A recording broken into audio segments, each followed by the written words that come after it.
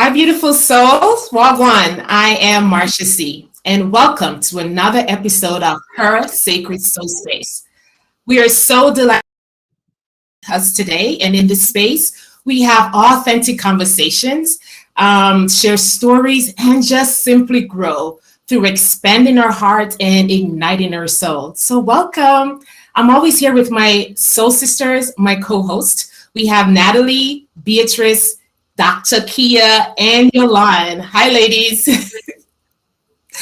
And I am also excited to be here with you, our viewers. If you're new to this space, welcome. We're happy to have you. If you are already a part of our Her Sacred Soul Space tribe and you have liked our Facebook page, our IG, as well as subscribed to our YouTube channel, welcome home, darling. We miss you and thank you for being here with us. Okay.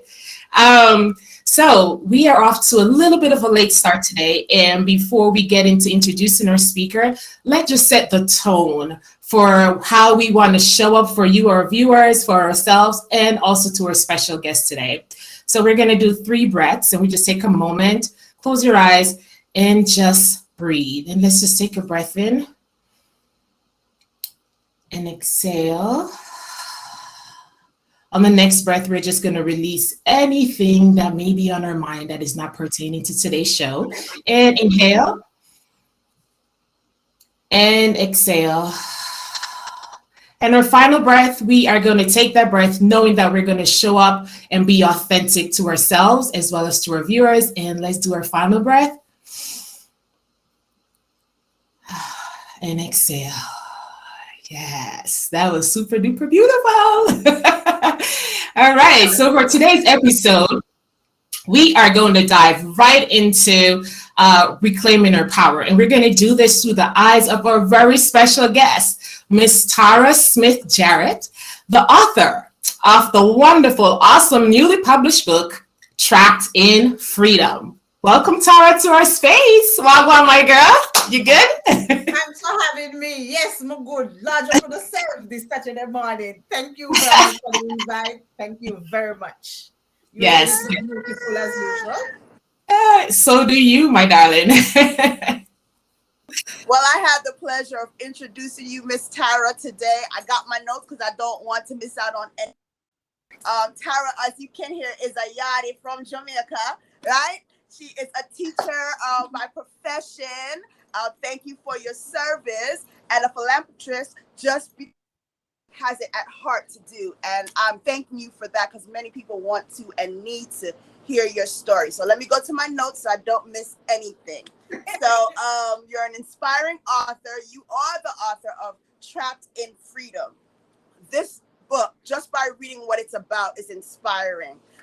It talks about how you basically survived and put your abuser away just by telling your story. You also talked about during COVID, you lost your memory. You didn't remember your husband. You didn't remember that you were married. You didn't even remember that you had a cooking show on YouTube, but it was by the grace of God why you gained your memory and you came back with the swiftness with this book. So today we're going to hear from Tara Smith-Jarrett, and I am excited to hear your story, sister. Thank you very much. Ooh, that was a mouthful. Yes. So much. It's a pleasure being here. Oh my God. And I trust and believe that we're going to have a wonderful time today. Yes. Awesome. Yeah. Awesome. Welcome, sis. It's so good to see your beautiful face again. Thank you. Same here. Green, you know. So a little backstory for our viewers. Marcia, Kia, and I participated in an anthology last year called Break. And this beautiful woman was people that put us on her platform, our story. And it is such an honor to be able to do the same for you, sis. So happy to have you here. So let's jump in, right? Trapped trapped in freedom. Like, how does freedom even happen in the same sentence? So tell us about, right? How does that even happen? So Right. let's jump in. Let's jump in. All right. And somehow I knew that was going to be among the first question that I would ask, because everybody really jumped to that and asked, how did you come up with the title like that? It's I had an epiphany. You can hear me clearly? Yes. Yeah. It was simple, the fact that when you go through some stuff, abuse, whatever the issue is, or in this case specifically as it refer to sexual, and after anybody who has been faced with abuse, you know the struggles, you know the drawbacks, you know all that entails when it comes to something like that. And then when you get to that point, when you are brave enough, or when you are able to see a different angle, understand that it's not your fault, and you get to the point where you can recount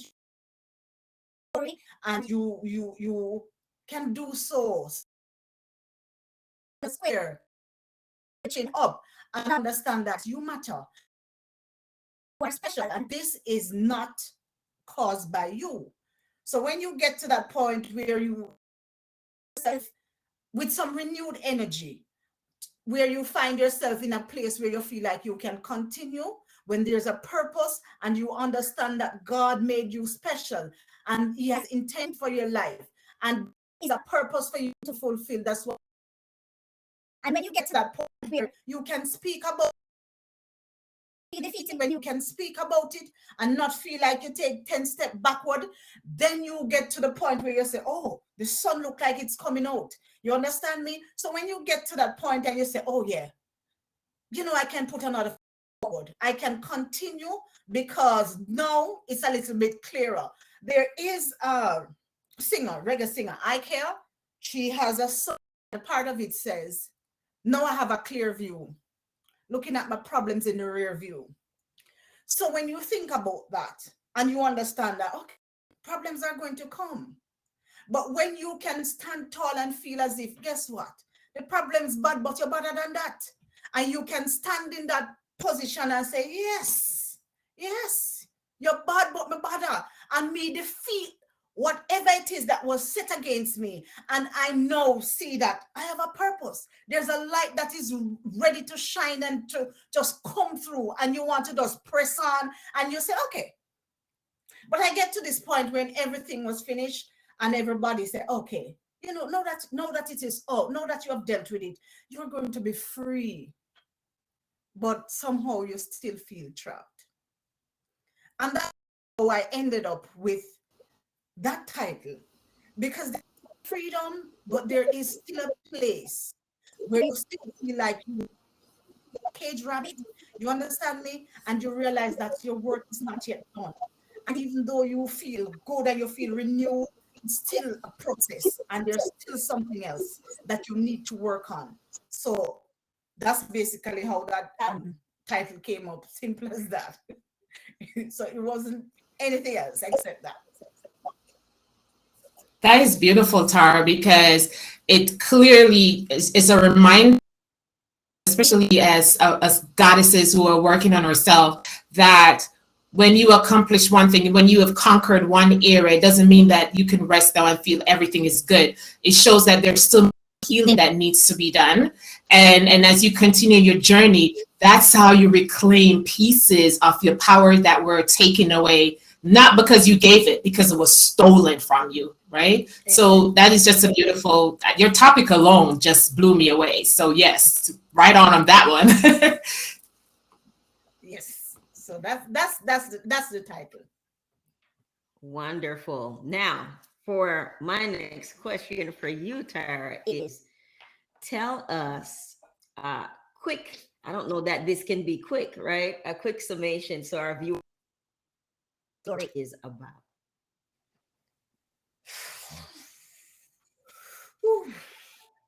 That's all right. So the story Yes. Um, Without giving away too much, because we need them to buy a book here. So okay. all right. That's why I just I just had to pull myself in a while ago because I was ready to go in. It's the story is basically about a 14-year-old who was sexually molested by her uncle um for a few years, and then he got the courage to really speak about it. But it also touched on different facets where, because people who go through abuse, you know the different parts that it affects: mental, your spiritual. If you are a spiritual person, that will knock you right in the ground, because you know that is where you come and you may question God. You may question why He allowed this to happen to me. Me that keep myself circumspect. Me, well, in raw patois in Jamaican, as I say, have one man and you don't play around. You understand me? Things like that. Or if you are young enough, where your mother grow you in a particular way, from your idea you need, you got church. That is what you do. You come, and respect is big when it comes to your family and your upbringing. The morals and values that your mother instill in you. For someone like me, who my dad died 30 years ago, I watched my mom champion the cause. She has 8 of us. I'm number 2. Those who mathematically inclined, you can work the maths where that is concerned. It was a struggle, but she kept us, even my brothers. You understand me? So when you grow a particular way, we're disciplined. Because I couldn't play with my mother. You know, if you touch it, is a whoop if you don't know what you're doing. So when you grow a particular way and you see big people who you were taught to respect them, you know, and you know family, and you know people who are supposed to protect you. And when you see the very people who is there, who should see that you are okay, is the very reason why you are not okay. It's the very people who will come and rid you of your innocence. You understand me? So when it gets to that point, and then you have different people, especially when things are set, a story set in a rural community, you know, even when things happen, you want to go through certain things in a, and you know, your story is on the rooftop and on the light post. You understand me? So sometimes in the setting, and that's why you have people retreat and people withdraw in their shell, and mom is the word. So you're not going to speak, you're not going to share. And you know, when it goes, you find yourself functioning properly in school, because people are so Christian, even though you have been going to church from your knee, sex is not a topic that comes up that is so taboo. So make mention of that. You understand me? Then you have those people who they are more concerned with the status and the family name, as opposed to the fact that this child is okay, your niece is okay, your neighbor is okay. That's second. That's second to the fact that we have an image.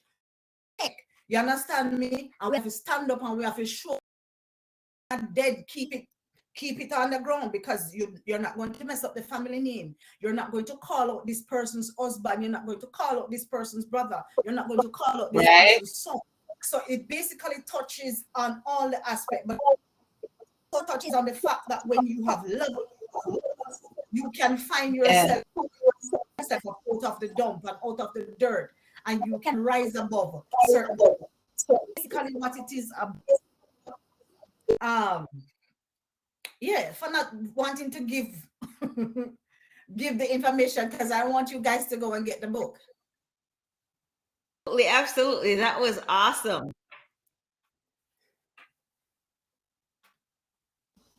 Yes, Tara, definitely they are going to get the book. And I want to say this to our viewers.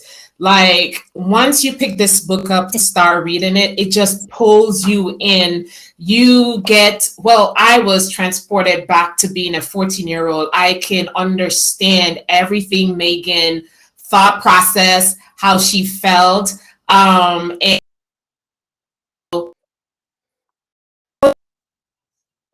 like, it's like, oh my God, I saw everything as a 14-year-old, not as my adult self. Like for you, Tara, going back into those memories, tapping back into those memories for you to be able to write such a profound story?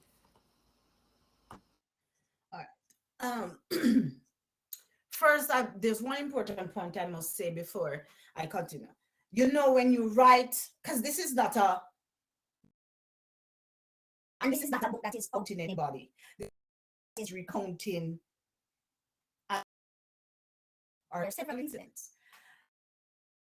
There are parts where that you don't really write straight like that because you're not pointing to anyone at this point.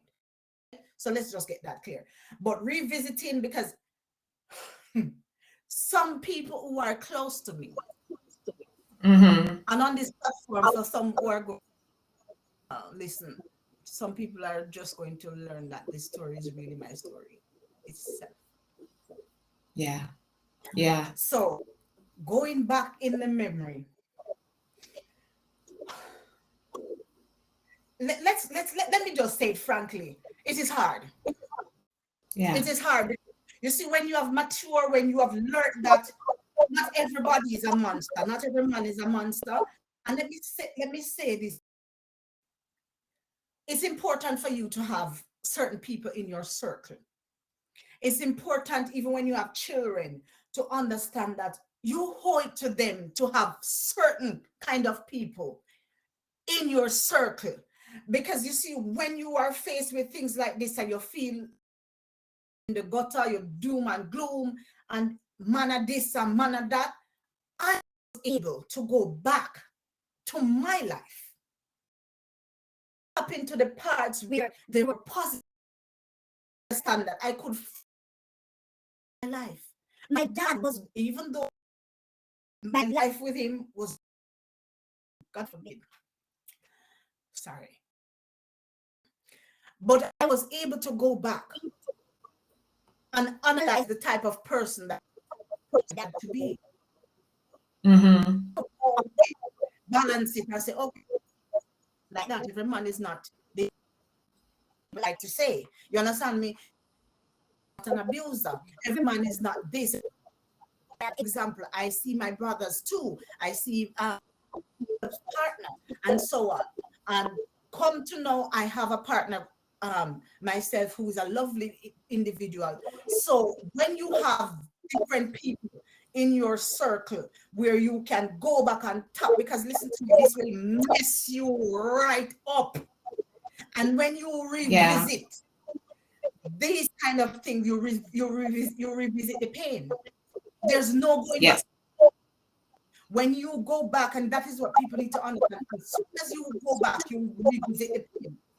So don't think that you can isolate one and a year you just visit the story like that. That is not possible. As long as you're being true to yourself, it is not possible. You are going to revisit the pain. By that alone, it's difficult. So when you go back, and sometimes you, as big as you are, when you finally to face certain things, you realize that it's hard. It's hard. And then your heart goes, those who you know, who have gone through it. Listen, this thing took me to a place where insomnia was my best friend. That is how I learned about panic attack. That is how I know about anxiety attack. And that is how I know, for one part, that fear makes you feel physical pain. When you revisit. But when you revisit and you cry, because of course you cry. But then, for me, I always try to find the better parts of stuff, or the best parts. So I start to pick it apart now. And even though you have gone through some things, but the part when you fire one pump your stuff, and you lick him your saw, and you go back, and you just to, like when Papa I get him. Yes. Yes. Muscle up. You understand? Yeah. No, boots you, and you realize that I did not fall. I did not fall. So if you come out victorious at that, Then you fast forward and you realize the grace of God, and you realize that what you have gone through shape you somewhat. And that's why I always say to people, it's not what you go through, but how you come through. And I've always kept that myself. It's not what you go through, but it's how you come through. Because after all is said and done, and you're standing up firm, nobody can tell me nothing. In Brad Potter, you can't talk to me. I am No, right. can't. The purpose is not yet fulfilled. I know that God Yes. has more plans for me. That's the only reason that I could be here, because my destiny is not my own. My destiny is not my own. So the fact that I am here, I know he has something in store. As much as I have to use the glasses to help me see, but I know that he sees further than I do. And I know that he knows that there's something out there. And I'm just trying to walk in my purpose and the path and this footsteps that he's laid. But it is hard going back and picking the parts, knowing that this is it. And sometimes the worst part of it, that will rock you, is the fact that it's the who. Yeah. It's the who. That part is, I think, apart from the physical act, the who is one of the parts for you to swallow. Because when you keep revisiting and say, how could you? Why? Why me? You understand me? Ladies who are of your age, you're a nice looking man, you have choices. You understand me? And then when you realize life take you to a part and a place where you have business to do, you have things to do, and you walk into a certain thing because you have to do business there, and you're looking in the face of this person. You're looking in the face of this person, and this person is looking at you with a bright smile. God has to have his hands on you. Yeah. Have his hands on you. God has you. When you have that individual, sorry if I'm choking up a bit. And when you have this individual, slow, and this person finds it hard to call you and apologize, but he gives it to you here, and then he is asking you, no, that you're older, can you meet me at a certain place?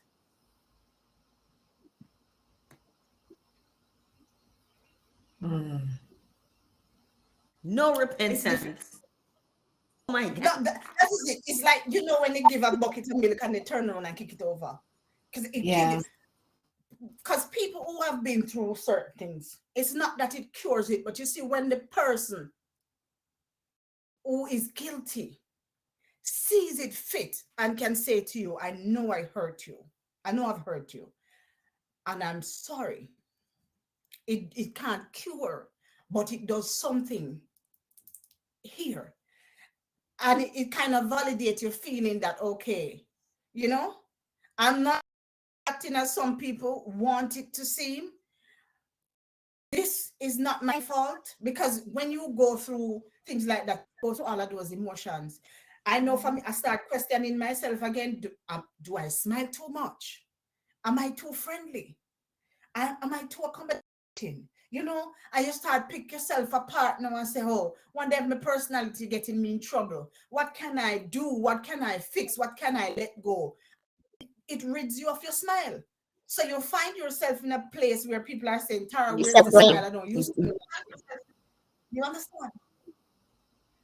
And people don't understand what it does to you, because really it knocks you right down.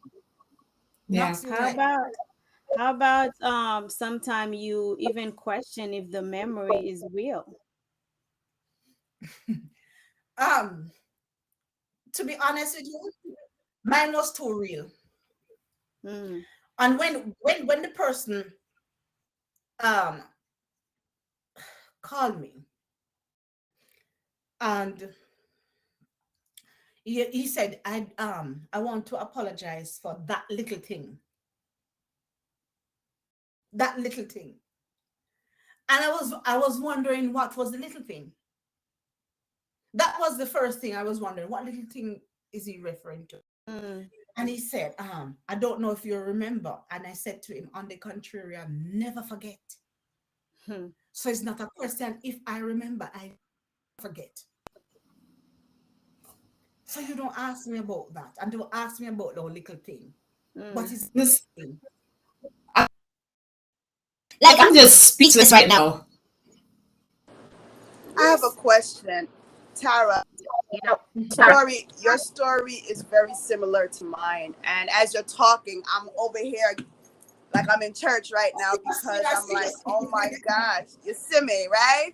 Mhm. But my thing is what I think people would like to know, and here's the part that was hard for me as well. Yes, the monster, it was hard. Both, I had two. It was hard, right? And I was younger than you were, one, and I was 19 for the other, right? But you mentioned status and people in your family and so forth, not wanting people to know and keeping up the family look or what have you, and not mentioning it and make sure you go to your grave with it. How did you forgive those people? There is when I finally shared with someone, and the person said, Tara, I guess you know that God is real. And I said, I've always known that. I've always known that. The fact that I am standing here having this conversation with you, I know that. But and I was taught that you should be able to forgive because that brings you peace of mind. And for years, you have it in here. Maybe not hate, because hate is a strong word, but I despise, you know, you know, and these people, and you say, okay, look at the hypocrites. But my aunt, Gloria Bailey, I remember one day I shared something, not this, with her, and she said to me, Tara, you have to learn to look past the creature and look to the creator. that's good. That was it for me. And for a while, because every time you see this person, I would be so upset. Your heart start pumping, you start beating faster than how God intended to be. And when you look at this person over here, even though they have done such wrong, the smile is never absent. The smile is never absent from their faces. And I sat back one day and I said, but look at me, killing myself up here, beating myself, and these people are moving on happy. I'm just giving my heart extra work, the one little heart that God gives me, because I know that it takes much to frown and to than to bring a smile. And that was it. When I said to myself, when I thought about what my aunt said, and I said, but listen, even the Bible tell you that the wheat and the tares will have to grow until the day of harvest. You understand me? You go over there, son, who go over there, son, how he is ready. So I had to tap into different aspects of my life, the different teaching that I've gotten from those who love. You understand me? And able to bring myself to a point, because listen to me, you things, and when people try to, the worst part of facing any of this is when people try to discredit what you have been through. And when you have been through it, weaponize the struggles and the pain that you have been through. People question what you're wearing, what you this, what you smile, like language, and you what. And I'm saying, if you're a big man and the child turn up naked, you should know that you should not go there. Everything in you should tell you that if you touch, if you go, if you say certain things, you are wrong. It is not okay.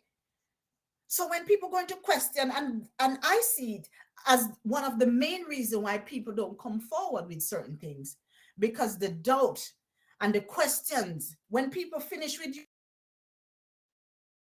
over again, are you molested over? You understand me? Whatever it is that you are faced, when they with you get twice the agony. So I had to go on purpose in my mind, purpose with that intent, say, listen to me, this is not about them. This is really about me. Really about me, my soul salvation, and my peace of mind. How am I going to grow? I gave birth to one child. You understand me? But I also come now as stepmom to children as well. I'm an aunt, I'm a friend, I am several things. So if I am not in a place where I'm going to identify my purpose and understand that I am greater than any struggles that I face, who is in control is greater than any troubles and trials that is going to come and that I've faced, and understand that if he did not want me here, I wouldn't have been here, because my life is not my own. But the fact that he sees fit to allow me here, that means I'm not done yet. And am I going to go in front of somebody else as somebody that has been sullied and tainted? Or am I going to allow the light to shine and spread my wings like the bright and sprightly butterfly that me feel like sometimes? You understand me? Come on. So, and I hope that answered the question. So that's it. But Come on. You don't know, think it's easy. Tara, you touched on a couple things that I can relate to with victim blaming. Because I too share the same narrative of having been molested and raped. And I remember about 2 years ago, and I was driving to church, and I remember feeling really heavy about this thing. I stopped by my childhood home, and and I could see,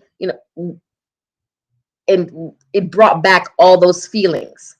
And I remember getting on the highway, and the Spirit of the Lord said to me that the person and people who did this to you have gone on with their lives, and I could be very well living for me, and yet you've been carrying this thing with you every day for over 30 years. And that was so powerful for me that day, because that was the day that it began to set me free. Because imagine that, the victim, not only does the society blame you, the society shame you, but isn't it unbelievable how the perpetrator is never, ever, ever violated the way that the victim is, with the gossip, the slander, name calling. She's too fresh. She's too this. She's too that. And even if a 9-year-old child, right? Because mine began when I was about 10, I think, somewhere around there. But you have to set, the pain is not your fault, but your healing is your responsibility. Claiming your power back is your responsibility. Because, like you said, as long as you're alive, that means there's still hope. A lot of people did not survive, regrettably, went through. So the fact that you survive is proof that there's purpose for it.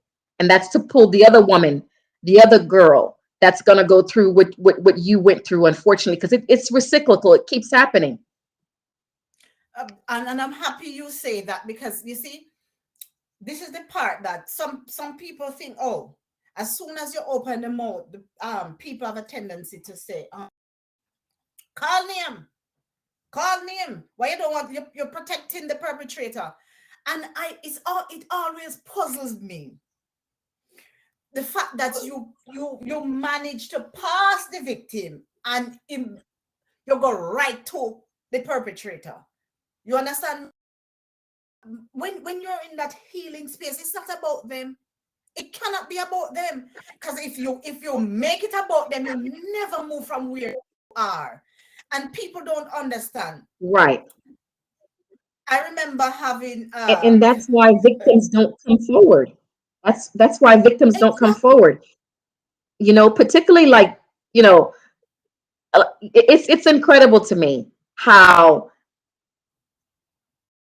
you very seldom see and hear people say, he was a child molester. He raped a girl when she was 9. You seldom hear that, but you hear the other way around. She crazy, right? She was raped. Yeah. She was molested. Yeah.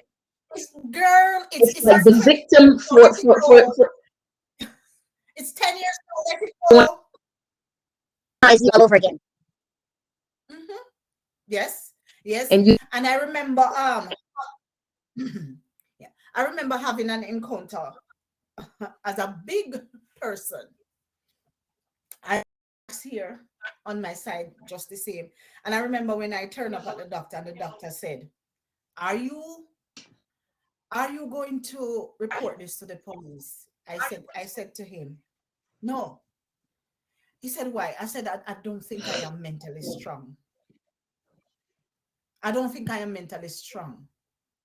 And he said, are you sure? He said to me, you're the 16th person that comes through this office door, this doctor's office with issue like this. And out of the 16, only one was reported to the police. And he said to me, you know why?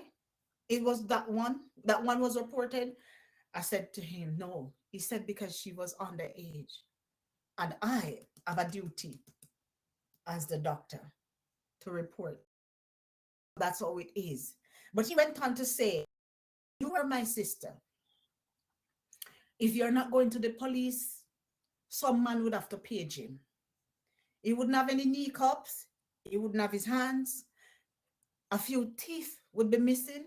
And I was just sitting there because he was talking and I'm hearing, but I'm not hearing.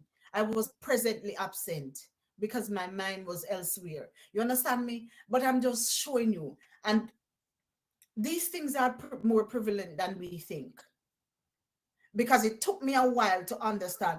Because we have a culture, especially most places in the Caribbean, we like to sweep things under the rug. You understand me? We think that it is okay if it is not dealt with, if it's not been spoken about, if it is not at the forefront, we think it is okay. You're killing your child. The person is dying inside. There's no outlet. There's no way to go. There's nobody that to listen. There's nobody present to help you through the pain. And even if you do tell, there's no action taken, particularly in island families. They hush, Because they don't keep want quiet. to bring disgrace on the family. It's the first thing they tell you. You want disgrace on the Right. family? Students, and the reason why this hit me so much, because you see, it's one thing when you have gone through, but then when you find yourself on the other side and you're dealing with people who I've taught student, she has 3 immunization cards, 3 different names on it. You, you understand what I'm saying? And those same people turn around with that is said to be daddy 1, daddy 2, and daddy 3. Those same people turn around and do what they're not supposed to do with this child. You understand what I'm saying? We can't hide from it. And that is what the book touches onto. A part of the school and how, it affects you, the church, and all around us. And I tell people, you see, there we can't hide from it. So whether you have been affected directly or indirectly, we can all relate. You see it on the news, you see it in schools, you see it at church, and more. I think is the worst part is when it happens in the place that you call home. Because that is supposed to be your safe haven. That is supposed to be the Right. place where you unwind, feel safe, you understand me, and feel protected. But when it is right there, you're in trouble. You know when you're in trouble. So it's never easy. And when it happens at home, or it's the neighbors, family, and the uncles, the first thing that if you do have the courage to speak about it, it not only goes into victim blaming, it's usually what, like as if you provoke the behavior. Right. Mm-hmm. But is the case where people go right there and say, oh, so what did you say to him? Because I remember when I recounted the story as a big woman, and I said, oh, maybe I owe you look on him. I said, what do you mean? I My said, what do goodness. you mean? How you Oh, looked at him? maybe I owe you answer him. And I said, listen to you, trying to go around all sort of excuse why this man who was a pastor, who was a lecturer, who should know My better, goodness. and you are trying to find all these excuses for a man like that with wife and 2 children, beautiful wife and 2 children, and you're trying to find all sort of excuses for this man's behavior. A monster is a monster. I mean, Whether in a jacket or him in a pants drop down a knee, a monster is a monster. The clothes does not make it different. You understand me? The profession does not make it different. The status does not make it different. If you're a monster and you put on a jacket, you're just a monster in a jacket. That's it, period. So people need to stop doing that. Stop questioning, stop trying to, because when I was asked as a big woman as that, I said, listen to me, I'm not mentally prepared. And that was true. Because when I thought about if I should go to the police and we have to go through the ropes, first of all, this man is in a position where he's going to hire the best lawyer. And that man is going to rip through me on the stance. First of all, when they wear you down mentally, when you don't, you break down every result, you're tired. You know, it's like that they abuse you a second time over. You understand me? mhm. So when people are going to say that, especially when you come from a certain place, this person that I'm referring to, there's nobody that I can think of that would believe me if I open my mouth just like that. Because everybody I know have him on a high pedestal. So everybody that I know that know him It's the worst. have utmost respect for this person. You understand? That fight is going to be a very hard fight. You understand me? And I was not mentally prepared, because when you're going to go through that, you have to be mentally solid. You have to be mentally prepared. Else, listen to me. I can tell people about the panic attack where, and this point where my students found me on the floor, passed out. I took so much and I held it in, and my body just gave way. Everything collapsed. So of course, as we would say in Jamaica, they have a creep me up over the staff room floor and rush with me to the hospital. It was so much. Still did not have the courage to start talking about it and speak. You understand me? And when you are faced with it more than once, that dig into your system, because now you start walking back and you're okay. Where did I go? The library. I am doing this work and should I stop baking? Should I stop doing? You understand me? In every way, you know, when cover up your business, you will trip you. You understand what I'm saying? You try to buy your bigger than you, so they go your little because you're trying to do all the things that you think that would deter somebody from thinking that it is okay to do that. And now, as big people, you come to a place to, even with your partner, it is hard. You have to rewire up here to be able to be free to get involved and have suspicion about the very person that you say you love, and every step of the way. And him have to come good for approach you. Because if him approach you from certain angle, he might get a karate kick. You understand what I'm saying? So it is difficult. It is difficult. It is very difficult. I wanted to know, Tara, for you, like, you have done such a great job, I feel, of sharing the emotional and physical effects of holding that in. What can you tell us about what physical, emotional, spiritual release or benefit did you get when you stood in your power and spoke up? There is a kind of peace that comes over you.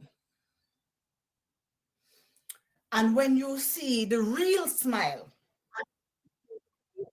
return to your face, because I don't know, one of the things that I've always done, especially when you grow a particular place, your people love you, but when your complexion is a little bit dark, like mine, and some people pick at you, and if they want to insult you, they say, okay, you're a black girl and you're black like. You understand me? when you're faced with things like that, you start questioning everything about yourself.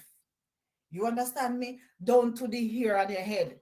If it gone way back on your forehead, or if it come out of your soul, you understand me? Your eyes, you question even your physical features. You understand me? With including your complexion. And I had to go in now, and I started to make love to the mirror. I had to do that. Yes. I had to start making Yes. love to the mirror. You understand me? I say, all right. And when I look now, I start, drumming my own hype woman. I was my own hype woman. So I said, yes, Yes. Tara, come. Because for once, at one point, the complexion was it for me. And then when I start coming to with confidence, and my sister said, Tara, you're pretty. You go somewhere and somebody look at you and say, oh, you're so pretty. And then you say, yeah, let me pretty for you. Because, you know, that's not what you're used to. But when you find yourself where you can release, and you say, yes, yes, yes. And prayer. I prayed. And then I stopped. At some point, I stopped, got to Jesus, touching out. I start talking to him like I'm a virgin around the road. You know? Love it. Yes, I'm like, give him some of the patois. I said, look here, God, Yeah. you fix Yes, fix- yes. Same so. Same so. yes. As you know, you go your prayer, say, Lord, I'm asking you to guide me. Open up my mind. And then I said, Father Jesus, show me the way. Straight patwa him, you understand me? And talk to him like he's sitting right here beside me. So I had to go and you have to dig and you say, Father Jesus, me not understand this today now. Jesus, I am not feeling like myself today. I am feeling too down. No, do something. Remember, say, Jesus, do something for me. Do something for your daughter today. Understand me? Then Mhm. loved one. God bless our soul. Champions. And has been a dream from the day she bring me upon this earth. And I must say, I have wonderful siblings. I thank God every day. I Yeah. don't have a lot of friends. I talk to many people, but I don't have friends. But the ones that I have, I thank God for them. I thank God for those people who are well wishers. And I thank God for those people who are the doubtful Thomas and the Mm. Debbie Downers. Because let me Uh-huh. tell you something. Sometimes is when you look back on that, watch me. You said this now, watch me. You understand me? And if you go the strength, and you say, all right, watch me. You. After it's all, you know name King Jesus. So let me tell you something. Sometimes people get up and talk about haters. I think that is a new style these days because everybody have haters. Aside from that, I think people who are doubtful and those people who seek to put you down, they serve a very important purpose. Yes, sis. Come on. Because sometimes we really need somebody you can't, You know them reverse psychology to slap you and say, all right, you say me can't watch me. So they're Yeah. really and truly so welcome. Welcome. And I always say, I say, come. And if you don't like me, that's fine, join the line. That's beside the point. You understand me? Oh, come on. Sometimes you try to encourage people because this is the person who commits certain crime. Oh, and that I like him very much. You can like the person, but not like what the person do, Just for anybody who is listening, you can like the person and not like what the person has done. Mm-hmm. Because the man will remain likable. But when you know that his actions are flawed, it's okay to condemn those. You understand me? Mm-hmm. Go to, it's not a must that it must go together. Oh, I like him, so even if he does wrong, I'm still not going to say anything because I like him. You like him, but you don't like what he has done. And we need to Exactly. call a spade a spade. We like to, I don't love politics. You understand me? And we like to talk in parables, and I think that works when it comes to certain things. things happening and people are hurting, people are down in the dump, you need to knock the nail on the head. Call it what it is. We All have a too thing much a push thing. titles that we want Mhm. to put to these things. Right across the board. Abuse is abuse. You understand me? So the little jargons and the little names that we want to and pretty it up. Little, when people are hurting you and hurt not pretty, who can show me pretty hurt? Yeah. This is evil is Call a evil. thing a thing. Exactly. Mhm. Call a thing a Wow. thing. Yeah. I wanted to. Listen, Sorry. Go I ahead, wanted Marcia. to yeah, I wanted to share just a little part of the book. And we're not trying to give you everything because support our sister, because this is indeed blessing the soul, put this in their hand. In the beginning of the book, Tara talked about going back to school after everything came out. And there was this one particular girl in her classroom that stood up. And this particular girl is one that is super taciturn, never say anything. So she surprised everyone and what's in her opinion as to how she felt about what took place. And even the teacher, right? This is a part of my laughter. Even the teacher, because she was so amazed that this young lady got up to talk. The teacher get up to walk over and she dropped. Some laugh. I almost died. I fall out laughing because in the Caribbean, in school, if a teacher drops what's happening, everybody's gonna laugh. So that was like so hilarious for me. But towards the end, I want to read this, right? So after the hearing and everything like that, Megan went back to, and then this occurred, right? And he says, I watched her make her way towards me as I stood rooted to the spot. I felt strange as I just stared at her. She stopped just in front of me and reached for my hand, but I flinched and pulled my hand away. I looked around and everyone watched this exchange quite keenly, including the language teacher. She reached for my hand again and said, don't pull away from me. I know this is strange, but just listen to me for just one to her and was utterly floored by what happened next. She said, Megan, I know we don't usually talk like this, but I just want to say that I thank you. I was unsure of what she was speaking about, so I whispered, thank you. Yes, for what? I exclaimed. She said, I guess you haven't heard what happened while you were out. I looked around, but no one's exchanged.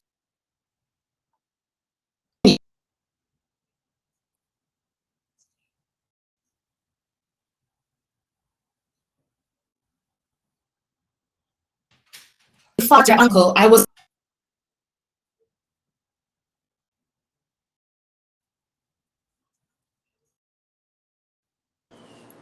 Did we lose Marsha? I think. Oh Yes. no. Okay. That's all right. She'll Um, come back on. She'll come back on. But it was getting juicy. Can you explain that part, Tara? Yeah, when the teacher drop and spread out. I'm getting a bit emotional too there. So what Yes. was that? As she said, when that part is just purely humor, because you can always speak about serious things, but you don't have to be, so hard and rigid every time. So, but that exchange basically was the fact that, when you able, because you stand up and because you come forward and because you really and truly decide to be unselfish and to share, you realize that you may give somebody else the strength to really stand up too. You understand me? To really understand that it's okay to speak. It's okay to speak your truth. Who likes it, like it. Who don't, that's their business. There's a saying that says, who mind don't matter, and who matter don't mind. So you have to pick the part. Who mind don't matter, and who matter don't mind. You understand? Everybody's going to have opinion about nothing. And that's the truth. So when you go and you realize that because you stand up, because you now decide to share, because you now decide to open up. It also allows someone who has been suffering in silence to come forward, to understand that they're not alone. And indeed, someone cares. Someone, because most times that's all people need to know if it's even one, Mm-hmm. not to bring up just something that is sheer facade, but for someone to actually be there, And when you can look and you look at yourself and you look at somebody else that looks like you, who have gone through maybe sometimes worse than you, and they're standing firm, Mm-hmm. that is courage right there. Just by you being present, that is courage in itself, without you opening your mouth just yet. That is courage in itself. And because you have some people that they relate to tangible things, what they can touch or Mm-hmm. what they can see, and so on. So when it's one thing to hear it and one thing to read and one thing, but when you can look and see someone else, it make you wake up and say, but wait, but if she do it, me can do it too. Mm-hmm. You understand me? If Mm-hmm. she survived, the Lord will help me through. If you are spiritual, because we're not speaking church for those who are going to be in the chat and you're not that person, that's fine. Mm-hmm. Resources, that's fine. But it gives you that courage. Say, yeah, you understand me? Stand up. I too can rise above. You ladies wrote a book. You said no more Mm-hmm. silence. Mm-hmm. You Mm-hmm. understand me? And that Yeah. is what it does. It gives meaning to what the title of your book is. No more silence. You understand? Because we have a tendency to remain silent because we don't want to step on this toe, we don't want to step on this toe, and we don't want out this person, and we don't want to cause no problem and no chaos in the family. You understand me? You don't want to cause no chaos and no problem in the work area, even though your co-worker kept in the passage coming from the bathroom and do things that he's not supposed to do. We know all the things that can happen. So when you stand up and somebody can see and relate, I say, okay, okay, you've been through all of that and you have such a beautiful smile. You've been through all of that and you're still able to be kind to others. Been through all of that and you're still able to forgive those Hmm. who have wronged you. You still go through that and you're still able to come and stand firm, and also to give validation to the fact that not all men are like that. Not all mothers are like that, that is going to doubt you.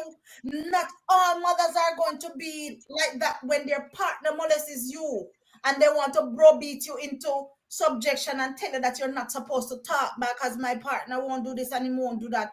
When it gives validation to the fact that you too can rise. You understand what I'm saying? You Mm-hmm. too can have a purpose, Yeah. and you can also, through finding your purpose, impact somebody else, because that's just it, impacting somebody else through what you stand for and how you come through. That's it. So that's what it's about. Wow. Thank you for that. This was such a wonderful conversation and so Yes. needed for our community, us Caribbean girls. And Mhm. the most unfortunate part, your story, you're not the only one affected by this. It's a pandemic in in our community, and That is right. and nobody wants to talk about it. Nobody wants to touch it. Everybody wants to protect the predator and then shame the victim. And Very like unfortunate. it is, but right now, as we are watching, as our viewers are watching, there could be somebody who's been holding on to something of this magnitude. They don't want to speak out because they may not have the courage to speak out, and tremendous courage to come out, to speak about something like that, to you say you did this and come face to face to the person who wronged you in such a volatile way. How we have something in space where we call it soul gem. So basically, it's, where you give our viewers one thing, something that you did that helped you? You talked about how when you went back to for that memory, you relived it. And we all, like, if we have to go back to heal that part, we have to leave the memory, we have to relive it, and like you right back to where you were. So what did you do? Give our viewers a technique, some tips, something. How did you master the courage to come forward and not let that break you and silence you? All right. There are several things. Some people, it's about extrinsic forces that will help you to go through. As I mentioned before, I have lovely siblings, you know, different, my mom. And I tell people that if I have quarter of my mom has, I'm good. I don't need half, quarter. So I was able to, tap into, you know, what I've seen her. It may not be that, but the struggles and how I see she weathered and how I see she find the courage to really stand up and stand tall. And I try to copy some of that because that is example that I've seen. You Mm, understand? My siblings, of course, would encourage me. And some years back, I was I was involved in a car accident where I almost died, and there were times when I could not walk, I could not talk, my neck could not turn, and all of that for a little while. And I employ the same technique that I use trying to recover and overcome because and I had balloon in my bottom lip, things up here in my face. mhm, Apart, I said, all right, my lip is chopped in two, my mouth, was stitched up and all of that, but my two eyes were intact. So mm, I start going around now, and instead of picking on what was wrong, I start finding the mhm, parts that was right.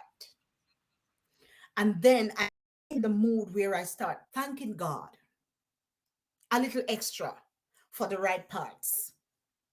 You understand me? Because I realize in that moment, whatever is wrong, it still could be worse.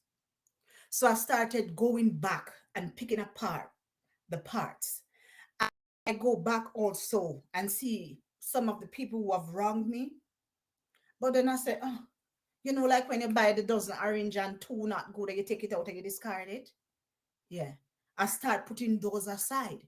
And then I remember once I was watching Steve Harvey.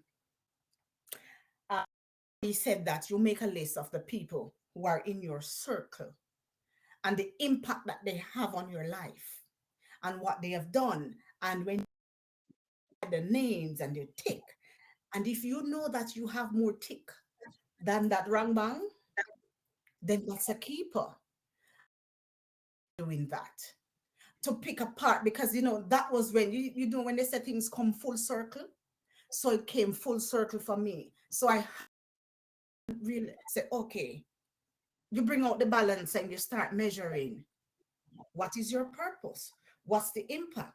You understand me? How are you beneficial to my life? You understand me? And that is how I start picking it apart and going back to myself. What are the good attributes? Because we know that we have some attitudes that we can get rid of. So I started looking at myself as well, and I started saying, okay, so I love this about me, and I love this, and I love this, and I love this. And then I get to the parts where I think there is improvement is needed. But I say, listen to me. God never put us here perfect. So I love me.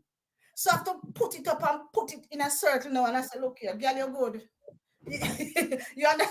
You understand? Girl, you're good. You're good. So that was it. But there's also this that I've learned that I'm trying to build my other parts, little mentor business on.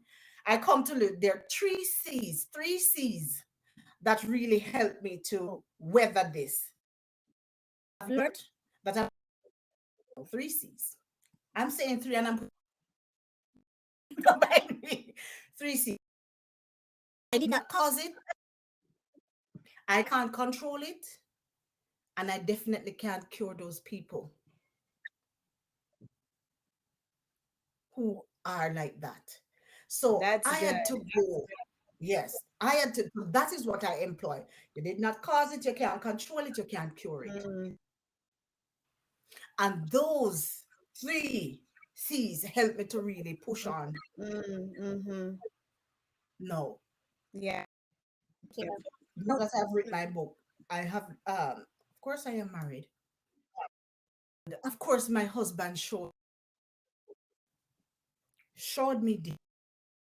You understand me? And I can look back. I look at my lovely. I have examples, and that's why I will always state have a circle. Know who your mind you know. I think Spike Lee and all the other producers, movie producers, need to visit our island, because we have whole heap of actors and actresses out there, too many. So when they're ready to get in character and them trick, they'll keep up for many years, no matter what people are saying. They'll keep up for many years, so you'll have them there. You think it's okay, and your child is safe in that space for you to leave them with until when they pounce. So that, because listen to me, and I tell people all the time, that the Lucifer was once an angel, and they said that he was the most beautiful angel of them all. So you see, some people call. Don't be fooled. And when you recognize something is off, please pay attention. A lot of times we watch, oh, maybe it's nothing, maybe it's that. If your little spidey sense is going off and telling you that something is off, pay attention. Sometimes we like to sweep it under the rug, and especially us females, sometimes they tell you about the woman intuition. Sometimes you get a little feeling and you think, say, okay, maybe I'm overthinking. It's I think it's better for you to overthink and then you're wrong than to not pay it any mind and you get the worst surprise of your life. So that's all I have to say. 3 C's. Just know that, and then when you know that, you can work your way around that. Understand, because a lot of victims, think it's their fault. That's how society make most people feel. Like a your fault, you shouldn't wear the body right there. You understand me? You shouldn't wear that on your little side of your breast that show your cleavage, too much cleavage. You understand me? And it has, they say parts printing, oh, you should not wear that. And then, look here, one can't take him eyes and hide it wrong. He need to do something about what he sees, and he has no do so. He has no right. It's You understand? insane. Yes, and I will say, these men believe she likes you, she like you, but her vagina is hers. It's hers. It's not yours. You take. That's not how it goes. And ladies, when your partner do things, you need to call them out. When your son do things, you need to call them out. You understand me? When your nephew do things, when your brethren, you need to call them out. Wrong is wrong. It doesn't matter where it is coming from. I always said I have one child, and that is where whole no. So we're not going to do anymore. But I always say, God forbid, if I had a son and he was into certain things, I know this would be one mother that you would not like, because I am not going to shield him. I am not going to shield him. You understand me? And I don't know how people sleep at nights. You get up all the time and you praise God for this, and you know what your son is doing. You know what your uncle is doing. You know what your brother is doing. You know man that you lay with night after night is doing, and yet still you shield him. You understand me? Have you no regard for the little girl that is hurting? Have you no regard for the friend that you say is a friend? You understand me? Yeah. The other day, a friend of mine shared something. Her co-worker tried to hold her down. On the job. And he sees nothing. He was smiling the next morning like everything was peachy keen. And she was saying it is hard to look at him. I don't even know what to do. I don't know how to proceed. I don't know how to relate to him because we're in the same space. I don't know what to do. Those are the things. And then we smile and behave like everything is okay. Look here. And for those people, I'm not saying that is just me. I start looking at life different when you go through certain things. Send your picnic or karate class. You hear? Yes. I'm just saying we need to teach because all of that has to come into play. We need to teach our children some sort of defense, self-defense. You understand what I'm saying? And for Yes. those who have their head buried in the sand, like when Astrid died, we need to rise up, put in things and tell the pitney about and butterfly and plane to the children straight. So when they are faced with these things, they know what it is. Stop. Listen, gone are the days that you're supposed to play silly. Speak to them truthfully so they recognize the good touch, the bad touch. And personally, I've always said that many may not agree. Everybody, uncle. As soon as you and somebody are brethren, is your child uncle? No, no. Mm-mm. We teach our children that we should care for family, protect family. You think she want uncle to get in trouble? No. So when uncle tell us, don't talk because uncle will get in trouble. Yes, the little child keep it because that's what you teach them. So we have to balance it out because some of the same things that we teach our children will turn on and hinder them from coming forward, from protecting themselves. You understand me? The body parts, as soon as they're able to talk, teach them the body parts, teach them that they're different from the boys, and teach them that nobody's supposed to touch you at a certain point and blah. God forbid somebody do. Speak up. You understand me? Stop telling the children them nonsense. Like, not even the cartoon, not even nice anymore. You see, they're trying to do us. Look here, be your children. And for God's sake, listen. Listen to your children. Sometimes we need to get off the phone. You need to stop gossiping. You need to stop do all the rest of things and pay. You see, when that child says, Mommy, I have something to tell you. Sometimes you need to pause in the middle of whatever it is you're doing, because you know what I discover? That is the time sometimes when the child builds up the courage to say, this is what is happening with me. You see, the moment you shut her down and the moment you tell her, say, oh, me I talk to Marjorie, I can't talk to you now. You may never get that opportunity again.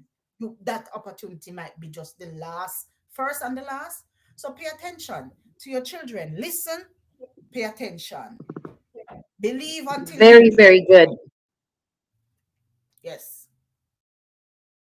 Add one more thing to what you're saying, because you shared some rich gems with us right there. Pay attention, but also start early with your children, very, very early. I think if you start that relationship and that door is open for them where they're when they can talk, then most likely if something happens to them, I believe nothing will happen to them because they'll be educated and mature enough to know. So you know, that I love the 3 C's that you shared with us, and thank you so much for your transparency, for those gems that you shared with us today. Your story is so powerful, and it reminded me of that we're not alone. Our stories, our narratives, they sound so similar. And for those of you who are watching us out there, you are not alone either. And if you haven't begun to do your healing process, know that that broken little boy and that broken little girl inside of you still lives there and needs to be rescued. Okay? Your pain is not your fault, but your healing is your sole responsibility. It's not your mother's responsibility. It's not your sibling's responsibility. It's not your violator's responsibility or benefit.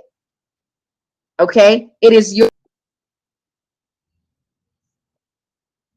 We have women here that are very equipped to help you heal. Shameless plug. We have Dr. Kia Fisher. She's a licensed therapist, and she can assist you on your healing journey, as well as Yolande. She's also a therapist as well and a transformational life coach. So, happy to assist you and to talk to you and to hear your story. Leave your comments, but for those of you who have private thoughts and how we can assist you and help you grow, because let me tell you something, you got to free yourself. You have to free yourself. And I love your title is so powerful. Thank you. With us today, my goodness, what a necessary conversation to have and needed. So thank you. You're welcome.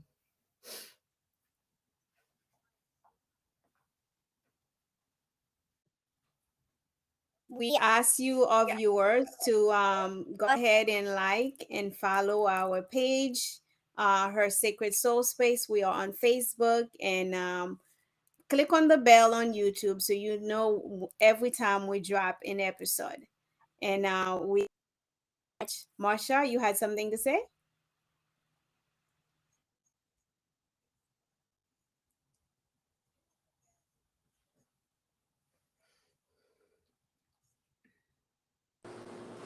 I think Marsha has some technical difficulties. We can't really hear her, and that's okay.